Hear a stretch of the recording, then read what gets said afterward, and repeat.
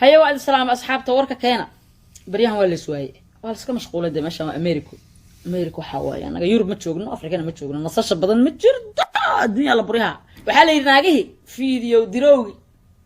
واسك سعلا فيديو يصدق بيبي warboy فرن iska dhaafay iska daaya ma aragtin in aad waxay ka dhaxayaan video aad ku aamintay iyo ma aragtin naas dhinac ka soo jeeda aad u dirtay iyo iska dhaafay ku qaba isdhaxdu kan wadaay bil iyo laban ka maqnaahay isoo dir sawir aad ma aragtay soo taana qabto ma bijaama xiran tahay adoo ku yiraahdo oo u dirtay ka soo qaad waa u dirtayba bila aadan waa in telefoonkiisa la isticmaalo laga qaato qof kala baxo ka sokow waaba waala kariyaa qofkan bila aadan ma huwa waala kariyaa هذا هو عشان كورة سكان مقن أو فيسبوك ستوري ماي وايف كسوقر أما اسمه وايف يا ما ولا كريه بالله ما ولا كريه مدة هذا كله أرت قبلها ولا قبل بهذا قبلها ولا قبل بهذا قبله واحد درو ما يغانين قبلها واحد درو ما يغانين قبلها ما شاء الله قلت شبي وأنا من كواي أنت لفافنا لو ريتنا ينوا قبل عبتي marka hadda gabdhuhu waa is ognahay oo gabdhow wixii hadda wax iska noqdeen normal caadi alcabaas ordaha ku soo galaa bum lagu soo geliyaa ama snapchat ama facebook meel kasta ku soo dhigayaan nimanka waa aragteen waxaan kaamirada ma nagu cusub iyo wax la duubay iyo waxa waaye ii sheeg xoogay dad aad u dambeeya camal u dhaqmo weyna marka laakiin ama rag aho ama dumar aho qof bila aadan cawradiisa inaad dirto oo dad kala tusto liidnimo waay marka ama rag aho ama dumar aho hal mid aan iga tala ah maalinka qof bila aadan maalinka ceebtiisa faafisid oo qof kale ama public u dirtid ogow taadu meel ku asturnaahay ma jirto والله waxaan wax ku asturnaanaay malaha bila aadan tahay anytime ma qalad ka dhici kara si kasta ma aragtay ee wax kugu dhici karaan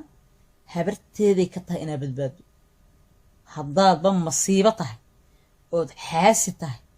oodan ceeb qof kale asturayn ogow inaad asturmayn wallahi inaad asturmayn adoon qofkaas aad ceebtiisa faafihaysa ka naxin taada laga naxaa waxa la yiraahdaa waxa la isdhahaa adiga taada yaa badbaadinaayo taada say ku asturmay qofkan hadda faafiso waa ina intaas aqliga ku sheega kaste guys